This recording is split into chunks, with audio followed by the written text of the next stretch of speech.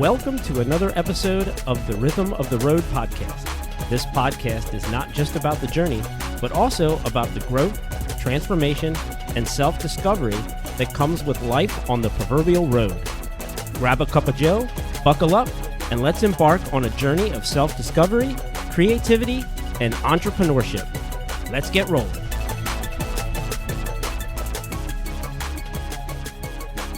Welcome back, everybody, to another episode of Rhythm of the Road podcast.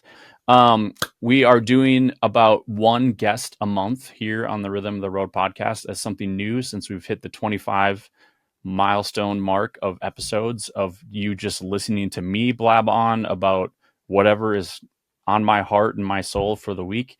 However, there are some amazing people in my circle, in my world, that I want to also bring in, and these people have either been integral in my life or in my business, and most of them are also definitely in my inner circle of friends and people that I love to hang out and be with. And so I want to help them share their story and give them an opportunity for them to shine. Because as you all know, I am not just a lone wolf here sitting in a studio all the time. I love connecting people. I love collaborating, and being a creative is all about that. And so I'm bringing those people to you today. And one of those amazing people is Nell Tice from enTICEing Media. She is a podcast host of the What the Nell podcast. She is the owner, operator, and guru of all things video creative at enTICEing Media. She's also one of the masterminds and co-hosts of the On the Road with Kenny and Nell radio show with Sandcastle Radio on a weekly basis. And because, like most creatives, she doesn't have enough going on, they also have a vlog that they do on YouTube, her and her husband, Kenny. And, they've taken some, transformation over the last couple months, which is super cool and exciting to watch. So we will make sure to include all of Nell's links and goodies in the show notes below. So make sure that you are checking out all of those links and all of her creative spaces. So I've given the brief overview. We'll let Nell take it over from here. Welcome, Nell. Thank you. Oh, thank you. Thanks for having me, Jeremy. I am super excited and very honored to be one of your first guests on this podcast. And boy, do I have my work cut out for me once we're finished here. But with all of the links in the show notes and everything, but that's all a very integral part of the experience that a podcast listener will get. But everything you mentioned, it's kind of like this laundry list of things that all build up to where you are today. And that vlog was the very first step in the journey, I guess you could say. And what a journey it's been. Yeah. So I love that you started that way and gave that a little bit of an introduction. I'd love to hear what were the things that led you to that vlog, and what are the things that pulled you into the creative space? I know that you had kind of a corporate level 9-to-5-ish type of job prior to, becoming an entrepreneur and a full-time creative. Tell me and tell the listeners a little bit about, like, what was that process like for you, and how did you end up there? And now, because of that, where has the road led you since? Yeah, absolutely. So I've always been a creative type, and I never really came to terms with that. So growing up, I was always very involved in music, and that was my number one creative outlet. I played a number of instruments growing up. I was in bands and orchestras, and I was always surrounding myself with really creative people. And in third grade, I wanted to be a meteorologist. Like, I was dead set on this path, and I loved weather, everything science. I was such a nerd. And I didn't realize when I got to college, I was doing all the math and everything associated with what is required to be that person. It just wasn't for me. And school, testing, all of that stuff was never really my forte. And I kept wanting, when I got to college, I stopped playing instruments. I stopped playing music altogether. And I remember there was a time when I thought, man, I could really have done something with this. I could have at least continued or had like a band off to the side or something. Just never really did, but it was always in the back of my mind. And as I'm getting older and experiencing life, I did the whole thing that everybody's supposed to do, right? You get the job, you do what, you go to work every day, come home, do whatever you want on the weekends, usually veg out on the couch. And I got into a job that was somewhat creative, where I was responsible for creating new flavors and coming up with new ideas. And I worked for a coffee and tea company and worked my way up in the company, became COO, and did food safety, all of the unfun things that comes with that type of career. And I really, really missed the creative aspects and just development and research and all of that stuff. And as my time grew there, I became very unhappy with the corporate side of things. And I eventually came to terms one day. I walked in to my job, didn't even talk to Kenny about it.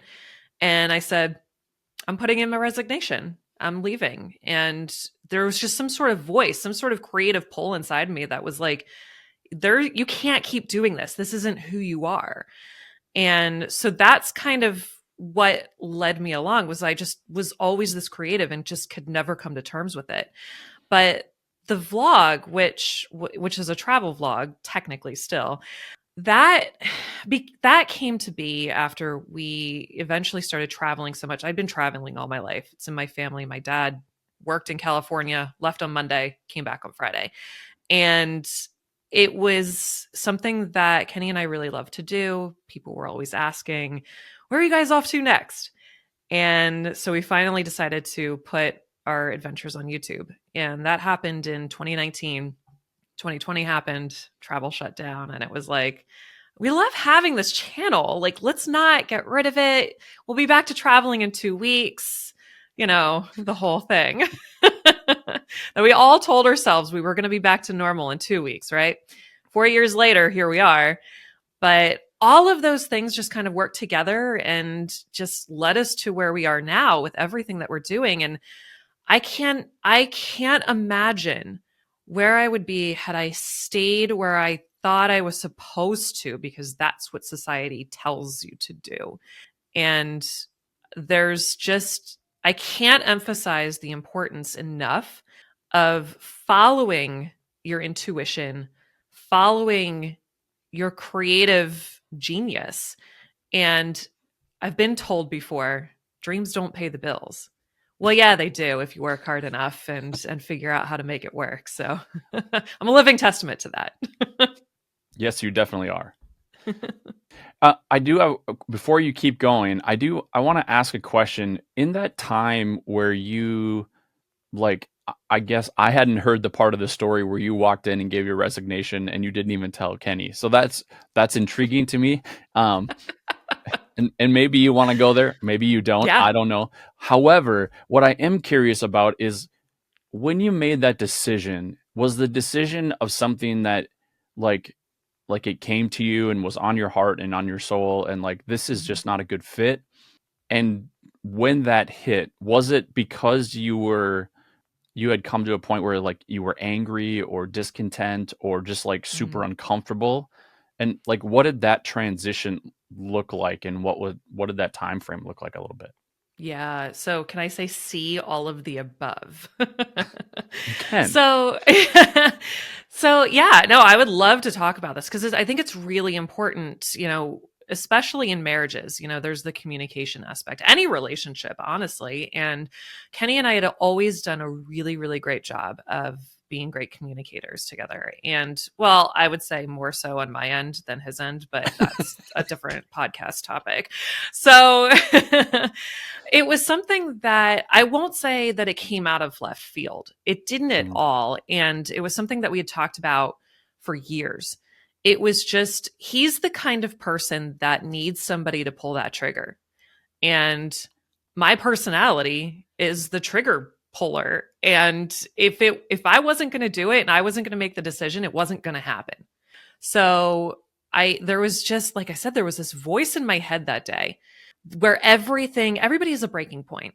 I was really unhappy with certain things from the higher levels in the company. I was really unhappy with some of the direction that the industry was going in. And I was really unhappy with where I had let myself get to in the company and wasn't able to focus on what I really enjoyed any longer. And I didn't see at the time a way to get back to that place, because I think when you stay in something for so long, whether that's a relationship or a career or anything, there gets to be a point where there's no going back.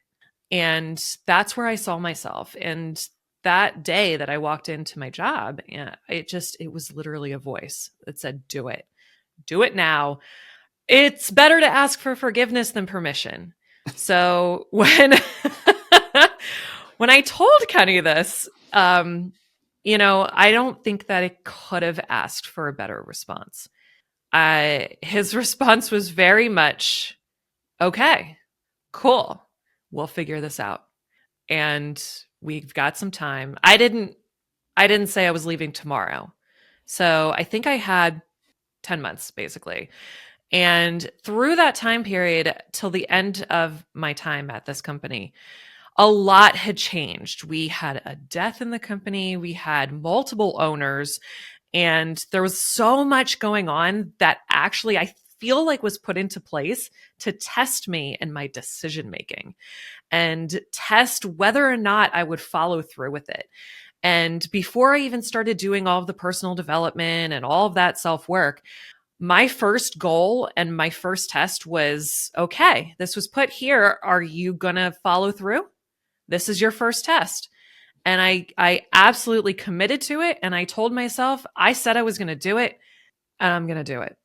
And that became my mantra for everything going forward. If I say I'm going to do it, I'm doing it. And watch out.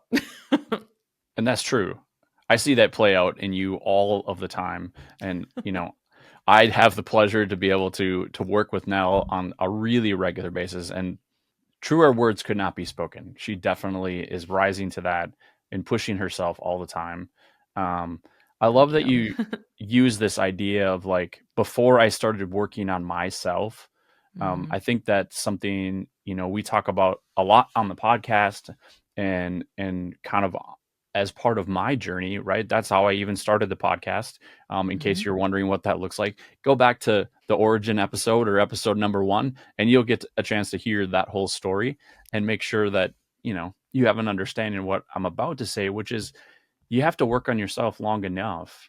And then those things really start to make an impact. And, what I heard from you was like, I made this decision, and though, yes, it might've been scary, or there might've been, it definitely wasn't an easy road, and there were probably some obstacles.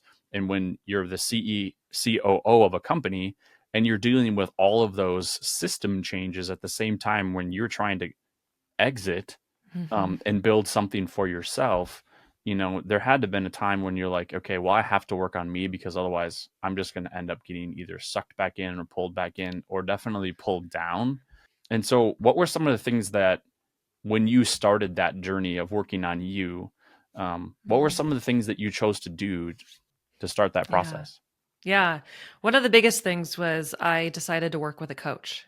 And I at the time, I didn't know anything about the coaching industry. I didn't know how saturated it was. I didn't know that there were so many directions or types of coaches that you could choose from. And I decided to work with a business coach, which I honestly feel like now looking back that maybe I should have gone a different direction, but I do love the fact that I did go in the direction that I decided to, because, or I should say we decided to, because that was that was the thing that Kenny and I both did together. We were on all the calls, discovery calls and everything together. And I ended up really getting into the business side of things and focusing a lot on that, not as much on myself as I would have liked to. but that I don't regret anything. I think that I still was able to find certain parts of myself in there that I could pick out to work on first. Maybe that's the right way to put it, was the business coaching was almost like a filter for what I needed to learn about myself. I ended up liking the business side of things more than I thought I would. And I think like a lot of entrepreneurs at first, I really like dove deep into entrepreneurship and I was like, I want to own all of the businesses in the world and I'm going to do this and I'm going to do that. And that's kind of where a lot of what we do now stemmed from, that mindset. And certainly while we made it all work and it's awesome, love doing it, you know, at the time I look back and I think maybe that wasn't the smartest thing to do. But I think that, you know, obviously reading tons of books and things like that, consuming content, even just manipulating the algorithm on Instagram or social media anywhere to feed you motivational things is something great. Because what is one thing that we all do every day? We all scroll at some point. I don't care if you say you don't. You absolutely are. Even if it's just for 3 minutes. If we can manipulate what we consume for that 3 minutes of the day, that can be a huge game changer as far as mindset goes. But one of the things that I think was the biggest impact and manipulator in development was my circle of people. And I, to this day, I will die on that hill. I think that one of, if not the most important things in anybody's journey is your circle and the people that you surround yourself with.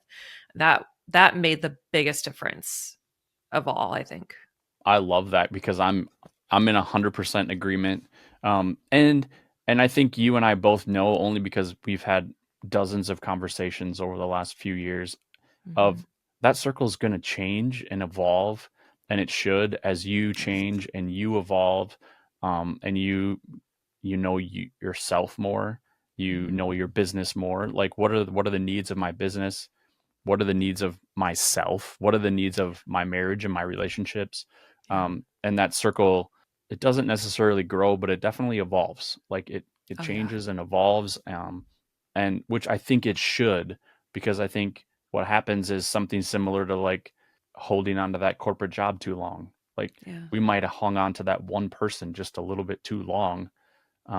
It too can become toxic. And so as we're talking about this idea of growing and developing, know that your circle is going to change and develop. You as a person are going to change and develop, and that's okay. It's supposed to happen.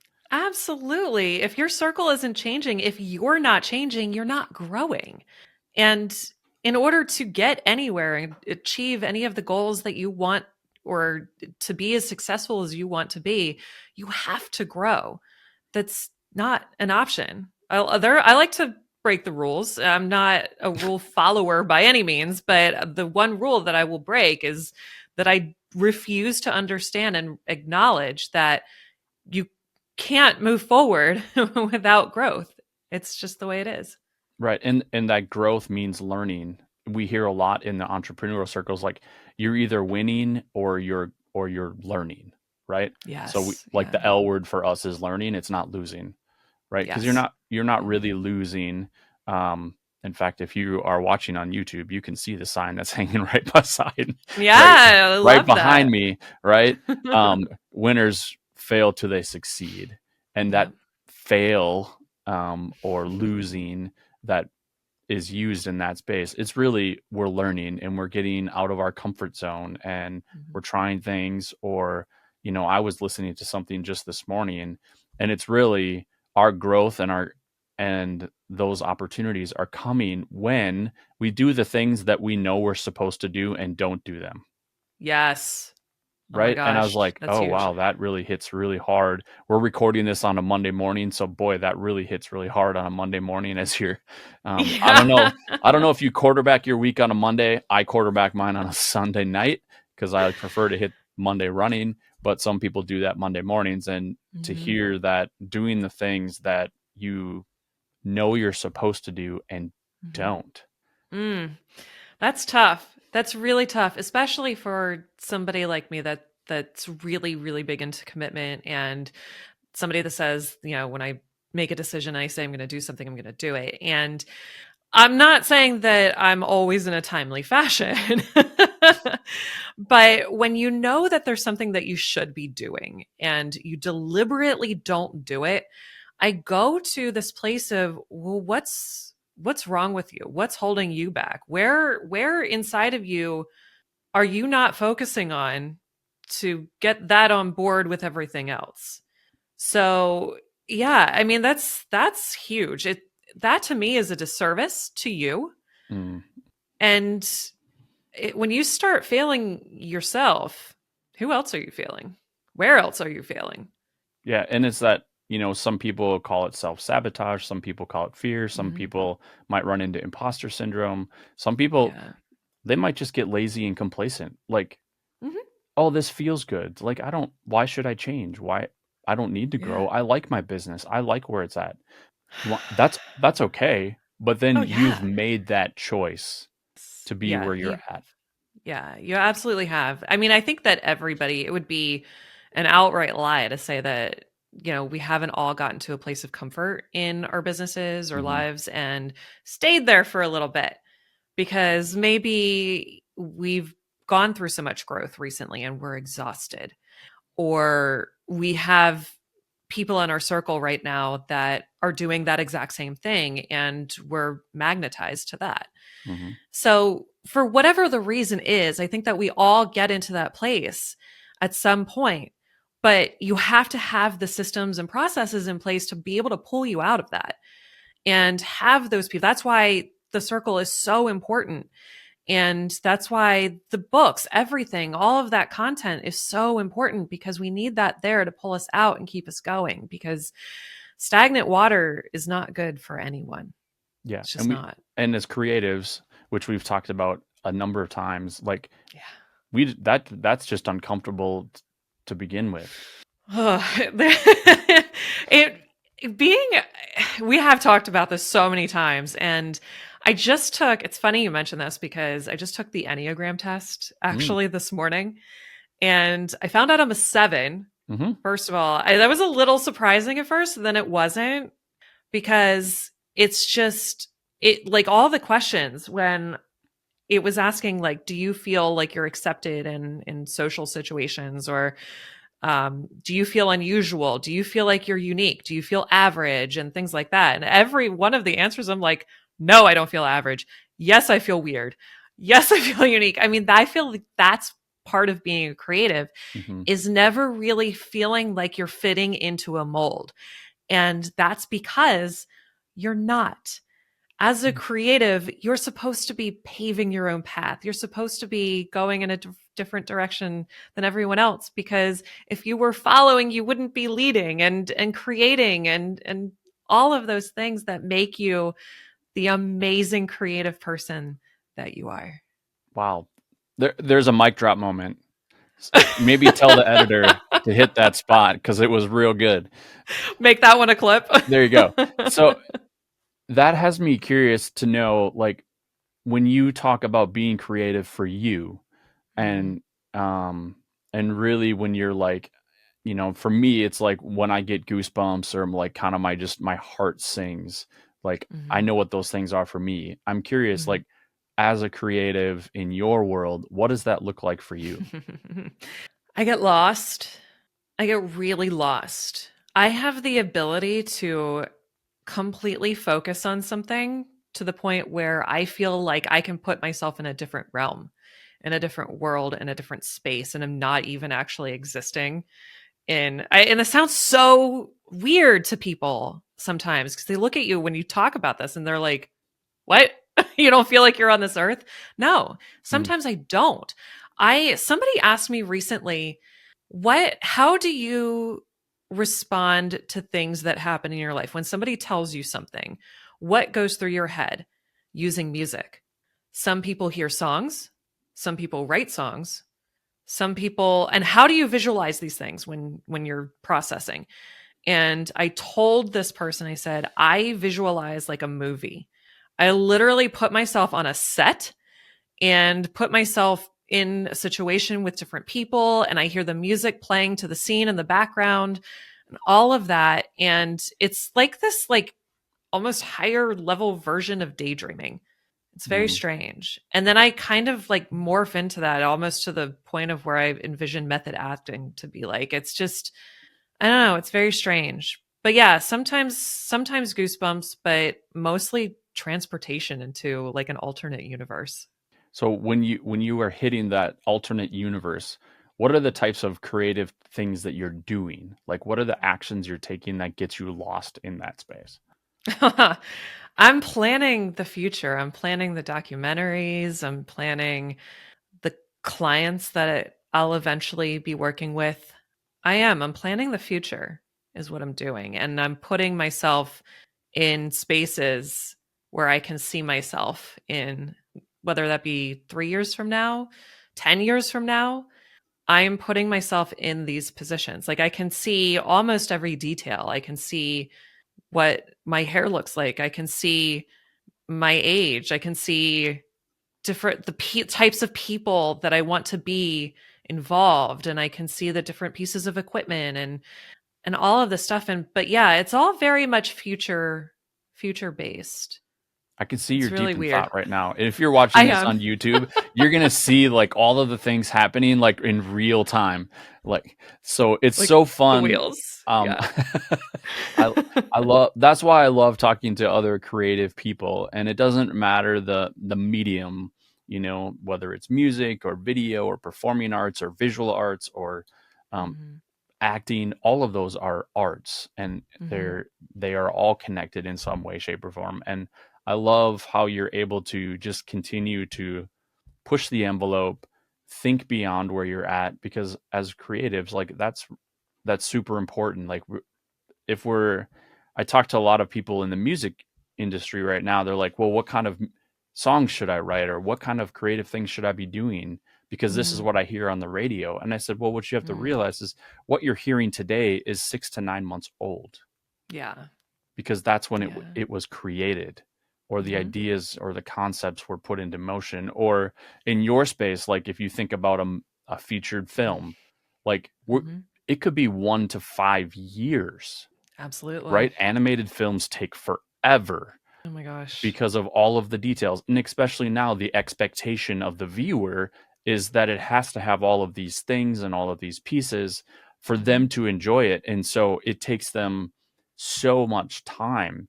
And we're thinking like, well, this is the now. I'm like, no, this is the now of 3 years ago. Yeah, absolutely. I know. I think that we get so involved in the now because with social media, everything is now. So people are looking for that instant gratification. They're looking for everything that they see then becomes now. And it's not. You're absolutely right. It's years in the making. Sometimes it's decades in the making, depending on what it is. And that's where all the great trilogies and all the series come from and things like that. I mean, just take Jurassic Park, for instance. I mean, what are we on, like year 30 now? Right. Right. I mean, by all means, keep going. But I And mean, yeah. and I heard an interesting statistic about that movie actually the other Mhm. day, is that they only used about 10% of the content from the original books to create the Oh, films. yeah. Yeah. No, I would So, agree with that. Yeah. and I never read the books because Mhm. back then I didn't actually read any books. Um, that's a different podcast. But and it was just curious to me that somebody had poured their heart and soul into those books for them to be so Mhm. great. But what the author said was, who cares? Mhm. Because you want to know what? I sold 200 million more books because they put out those movies. So was Of course. them only recognizing 10%. And you and I know it, because you're putting out videos and you're doing creative projects like that. Even if you had a full book, like there's no way for you to physically put all of that information into a movie format, right? Because No, A, yeah. it can't translate, and B, it would be a 16-hour movie. It would be. It would be. And I think that if I read all of the Jurassic Park books and yeah, cuz like I said, I'm a geek. I was super into science. I love dinos. And I think the one that actually I think maybe contained the lesser amount from the book was The Lost World. And because I remember reading it and thinking, wow, none of this happened in the movie. And if I think that there's a certain intent, if a book and a movie correlate so much, then I think there was an intent there. And from the beginning, there was this, okay, we're going to write the book with the intent of this becoming a movie.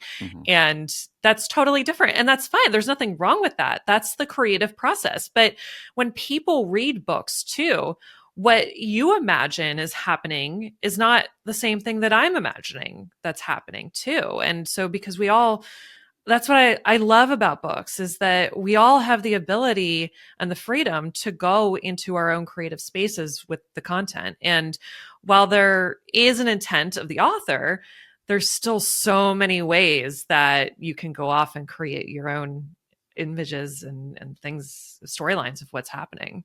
Yeah. And I think even to take that one step further is rereading the book. Oh, yeah. Because now you're a different person. Now, whether that's a year from now, 5 years from, 10 years from now, like some books that I've read multiple times, like it's like reading a brand new book all over again. But Totally. because I'm a new person, I've grown, I've read a lot more books or had more experiences or had more conversations with more people, which is part of that growth piece and continuing to grow, because then you're going to take something different from it. And in the creative space, that's what you're wanting. There's no way to capture everything or experience everything. An author or a producer or a writer or any of those people, you can't get it all in one shot. That's why people like wear out movies. Do they really do that anymore because everybody's streaming movies?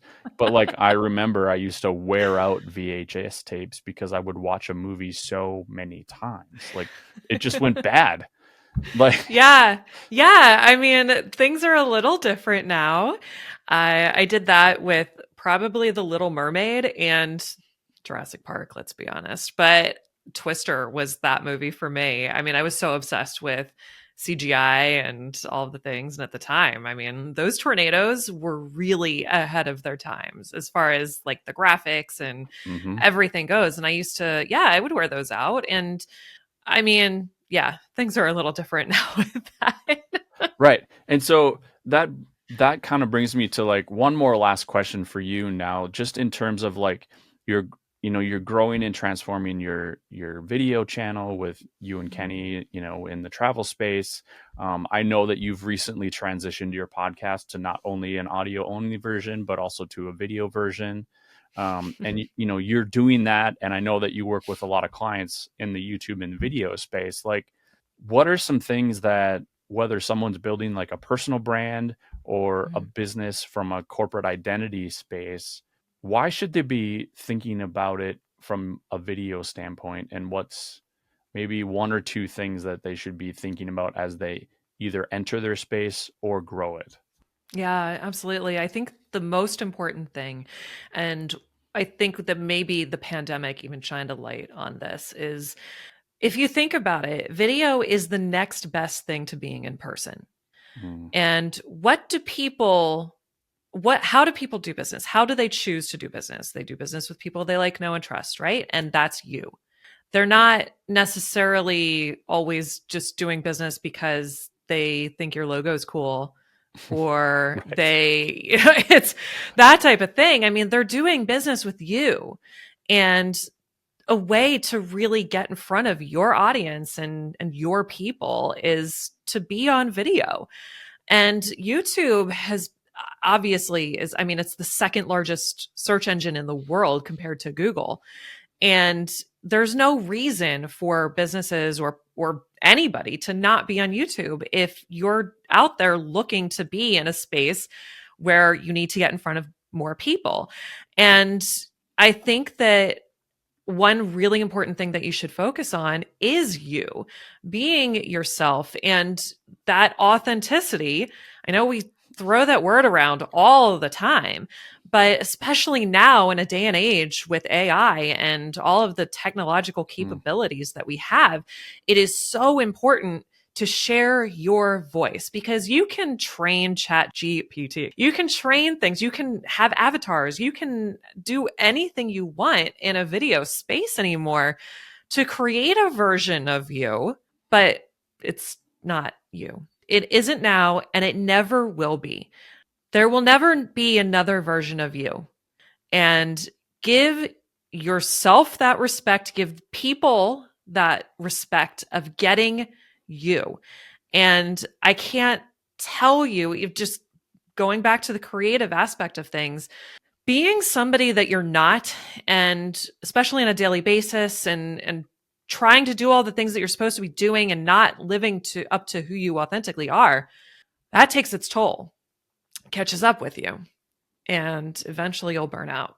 And I think that the more we can focus on ourselves and our story, our brand, our passions, everything about us, and pour that out and give that out to the world, I think that is ultimately where you'll be most successful. And video is one of the only ways to do that. And that's why I'm so passionate about it, is because I lived through all of this and coming into who I really am and not being afraid of that. And I want people to feel that. I want people to live like that too. It's perfectly said. Yeah. And nobody is going to tell that story like you. Nobody's going to talk about your business or your brand like you. And so continuing to that. So now, if people want to reach out to you or get a hold of you or work with you or brainstorm some amazing creative video ideas with you, how can they get a hold of you? Yeah, absolutely. The best way to reach out is either on social media. You can find me on Facebook, Nell Tice, Instagram, Nell Tice as well. Our company name is enTICEing Media. It's ENTICEING. It's a play on the last name. You can reach me through email, of course, Nell at enTICEingmedia.com. Our radio show, Sandcastle Radio, On the Road with Kenny and Nell, is on Thursday nights, 8 p.m. Eastern. Vlog on YouTube is Kenny and Nell. And of course, enTICEingmedia.com. I think that's it. Did I think you got caught them everything all. right? Those are all the places that I'm always looking for you. So I think you caught them all. Nice work. If you can't find me, you're not looking hard enough. Yeah, or you didn't even try. Exactly.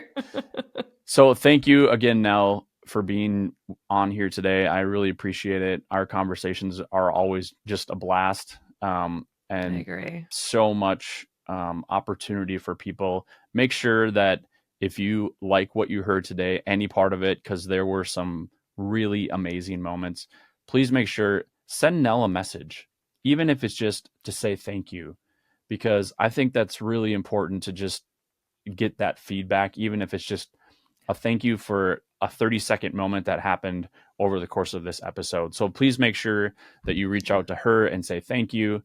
Please make sure to go to all of her pages and socials and follow their company and subscribe to their YouTube channel. And if you have a chance to catch them on their radio show, it's always good. They play amazing music. And if you miss it, too bad. It's live radio. You missed it. This is like old school, vintage. Love it. So I love checking it out whenever I have a chance. I don't get it every week, but I certainly do my best to connect with them as much as I can. Thank you all for watching. Thank you all for listening. If you're listening in audio, make sure to go over to the YouTube page and hit the subscribe and like button and ding the bell, because we want to make sure that you're not missing any episodes when they come out. Special thank you to the production team at Box 7 Media for always doing an amazing job, and for enTICEing Media, who also helps us manage our YouTube page and making sure that it is growing at the exponentially amazing rate that it has. So thank you, Nell. Thank you to enTICEing Media, and I will see you all down the road. Thanks for cruising with me on this episode of Rhythm of the Road. Remember, the journey itself is the destination. Until next time, keep the rhythm flowing, and we'll see you down the road.